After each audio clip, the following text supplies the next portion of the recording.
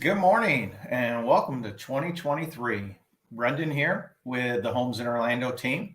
Unfortunately, Joe wasn't able to join us today. He had some technical difficulties, which often happens in this type of broadcast. So we'll see him. He'll be joining us again next week. But wanted to get into the start of 2023, what's going on in the Orlando market, the highs, the lows, the same olds, and we are kind of just spinning in place right now. It's been kind of an interesting start to 2023. When we go and we start looking at the end of 2022, we saw a couple big trends, and let's go through some of those. One of the biggest things is we did see towards the end of the year inventory shoot up a little bit. 146% increase over last year.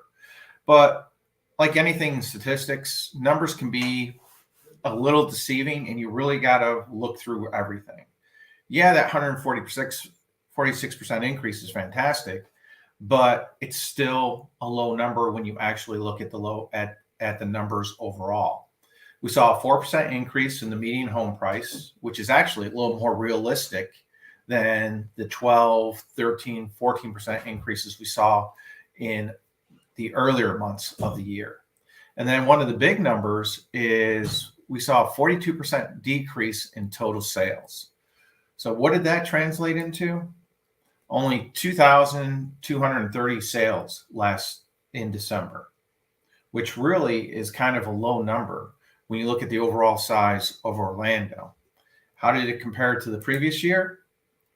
We were down 42% from 2021.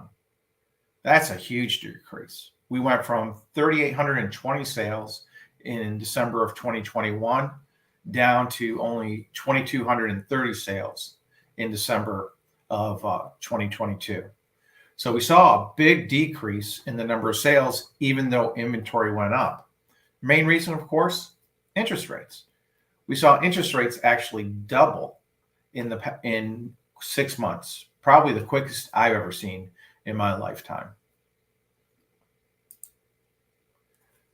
And compared to November, we saw another decrease. So we're continuing to see the number of sales decrease month to month. And that was the 5th month in a row where they saw a decrease of home sales in the Orlando area.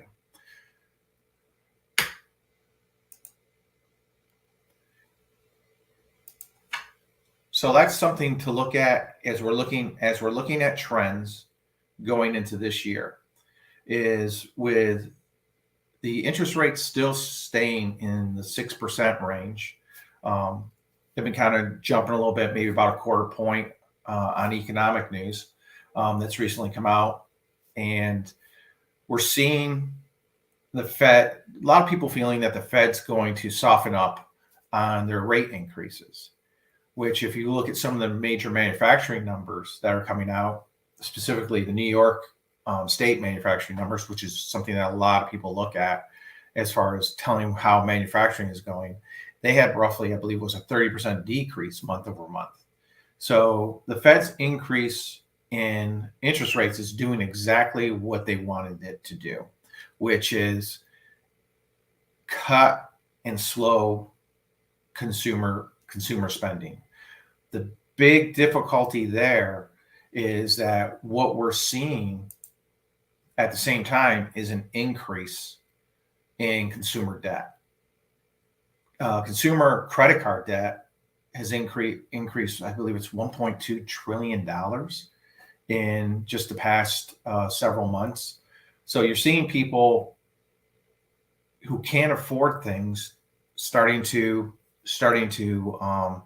put a lot of stuff on credit cards, which is very scary when you look at the overall health of an economy. And I think that's why when I looked today, I was looking at, are we kind of spinning our wheels? Because we are, because I think the market's either going to break good or it's going to break into something that's really bad.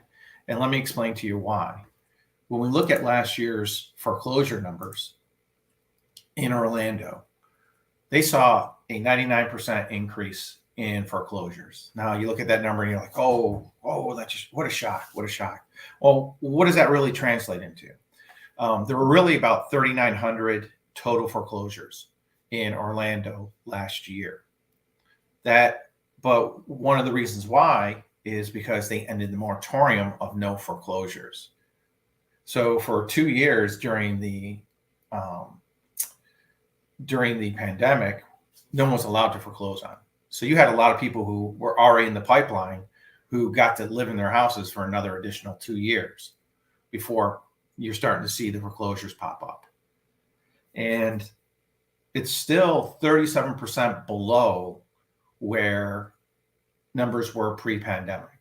So the foreclosures really haven't jumped too much, as much as that 99 number actually makes you feel like. So when you're looking at that, one of the big things that happened in the 2008 housing market crash that's different than right now is we had all the foreclosures and we had a flood of foreclosures, and that flood of foreclosures is what helped push home prices down. So you had the inventory, which we're going to look at those numbers. Even though the inventory is up 146%, it's still extremely low because we don't have that influx of foreclosures hitting the market. And until that happens, you're not going to see, I don't think we're not going to see the price decreases that we're seeing in other places. So when we look, the other big number, and this is the part that really kind of scares me, is when I was reading through an article on the Orlando foreclosure rate, this is the number that scares me the most, is that the U.S. Census Bureau's latest weekly housing pulse survey found that 47% of Florida homeowners felt that they were a couple months away from possible foreclosure or eviction. So nearly half the people in Florida feel like they can lose their house. And that's where we're at. And that's going to be the big determining factor. If the unemployment rate spikes in Florida, we're going to see that's going to cause the market to totally shift. You're going to see prices take a deep dive because all of a sudden you're going to get all these houses, just like 2008, that weren't on the market coming onto the market. That is the scariest number that I've seen. And that's where, when we look at other places nationally and we look at the headlines nationally, Orlando's still sitting in a bubble. We're still kind of isolated from a lot of other areas in the country. And if we look at some of the headlines, you know, the nation's largest home builder saw a spike of 68% in cancellations. 68% of their orders have been canceled. That is unbelievable. Absolutely unbelievable. The head of Pulte, who owns KB Homes, stated normally, they sit around 10%. When things get a little rough, they jump to about 20%. But they saw an actual 68% cancellation rate on homes. That is horrible for home builders. And that's one reason why you're seeing all the incentives for home builders.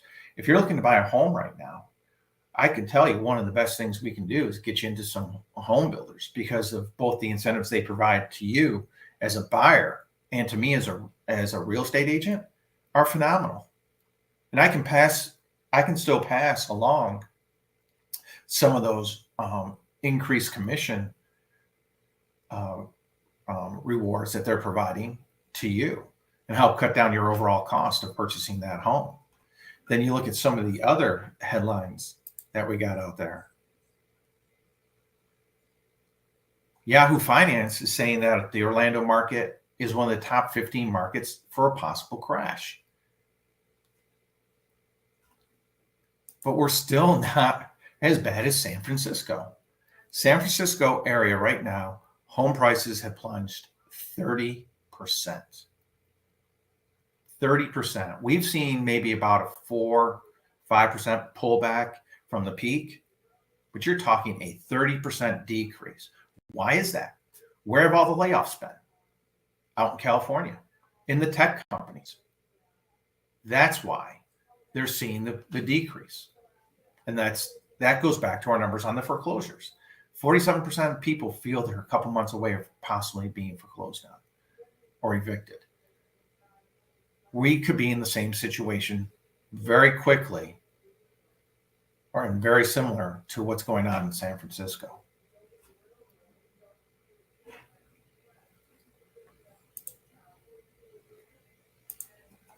So where are our numbers sitting right now? When we look at the beginning of the year here locally in Orlando, we're really kind of staying in a very consistent pattern. There's one thing that's very alarming though, and that's the overall inventory. As you can see, the median price of single family house is holding pretty steady around that $400,000 mark. It has come down. We were up about 421, 425, but we've dropped down to about 395 right now. Total number of sales, we're down to 267. And here's the part that is helping to maintain where the current pricing is, and that's the inventory. Inventory has decreased again by 78 homes, and we're down to 4,500 single family homes currently on the market. And if we look at our pricing again, I always look at the original to final list price first, because I want to see where the cuts were. But we look at the original list to sales price. This number keeps jumping. And as you can see, we're looking at some major drops. 250,000 to 300,000 on average. It's about $15,000. That's 5%. 5% off the final list price. And we're actually a little over 6% on the original. So you look at these numbers, and this could have a lot to do with people, end of the year, beginning of the year, wanting to get things moving. But this, you're seeing with the homes staying on the market longer, we're actually up to average days on market up to 58, which that has gone up 10. That's about a 20% increase over the past month. So the house is staying on longer. People are getting more desperate. Sellers want to get out of their house. They want to get going. And what are they having to do? They're having to drop their prices. Interesting enough, last week we actually ran into a couple situations where we were back into a multiple offer situation, which really surprised me. We were able to get the house, but we ended up having to stay at list price to get the home because it was actually a multiple offer situation. But the opportunities for buyers right now, to me as a buyer, if you're thinking about holding off to spring when a lot of other people jump into the market, if you can do it now, I'd start looking now and start with some of the homes that have been on the market a little bit longer. You got a house that's been on the market 40, 50, 60 days. That's an opportunity. And the numbers back it up right here. Between the $250,000 and $300,000 mark, you got a 12% decrease from the original, 6% from current, 300 to 400,000. You've got roughly a 7% decrease from the original and 3% off the current list price. So there's room there to negotiate, room there to make things work for everybody. And here you can see we've kind of, the average sales price, that one always kind of jumps up and down. But here's our median.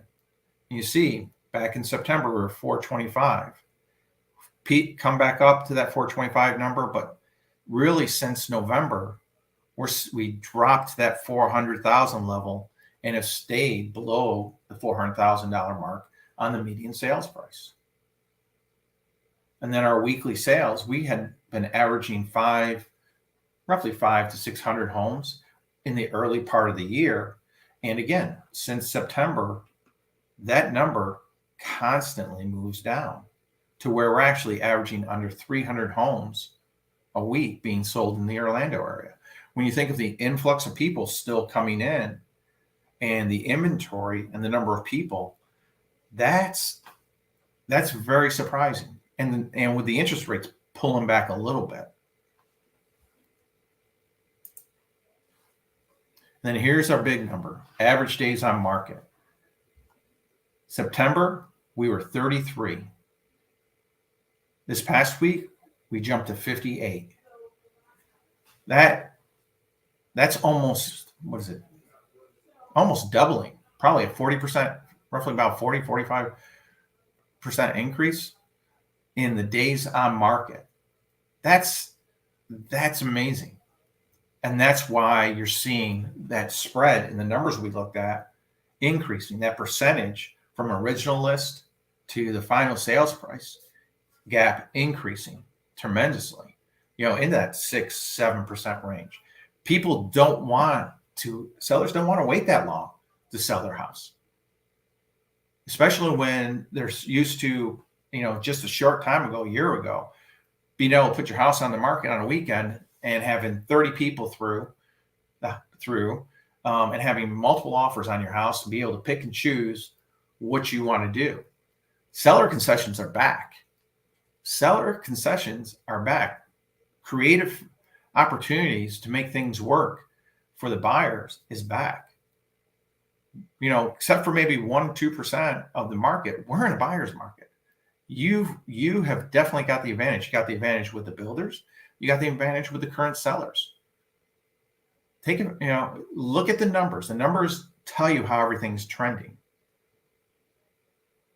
And with the, even though the inventory is low, the number of buyers out there is lower. One thing I do is I actually do inspections for an appraisal company, very simple, but they're inspections for home equity lines of credit, where I just go out, I take 4 or 5 shots, blah, blah, blah.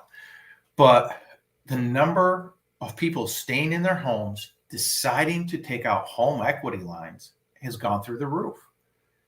I get 10 to 15 requests to do inspections a day right now for home equity lines. So that's going to keep our inventory relatively low.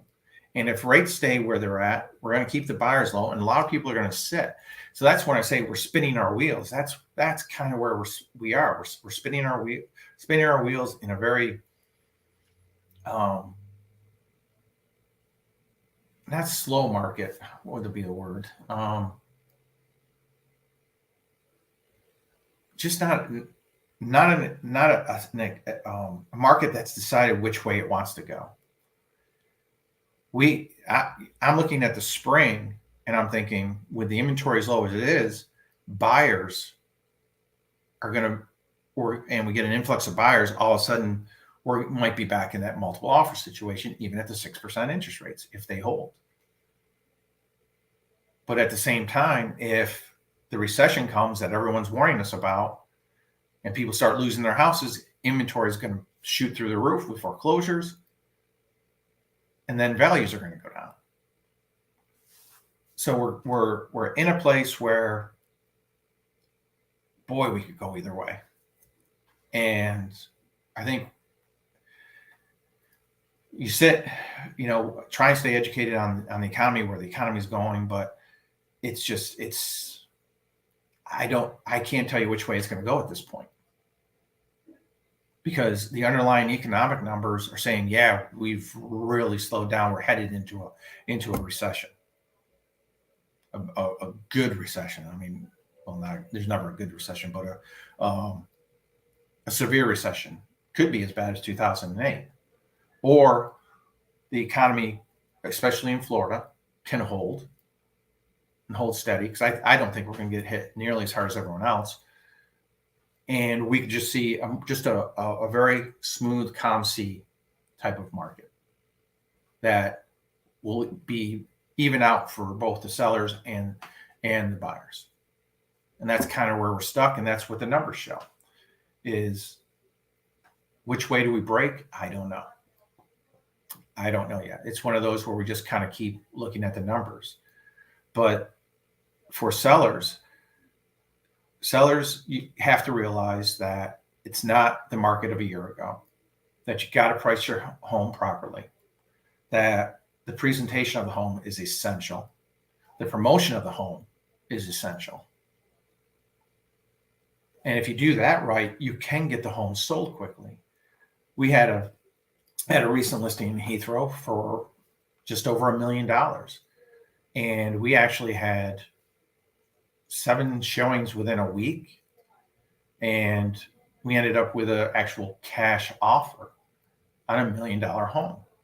So there's still buyers out there. And for instance, in Heathrow, there is very, very limited inventory there. And that's where you go back to real estate is local. All real estate is local. And for instance, Heathrow, that market, there's very limited people. There's people desiring to live in there. So you've got an advantage as a seller.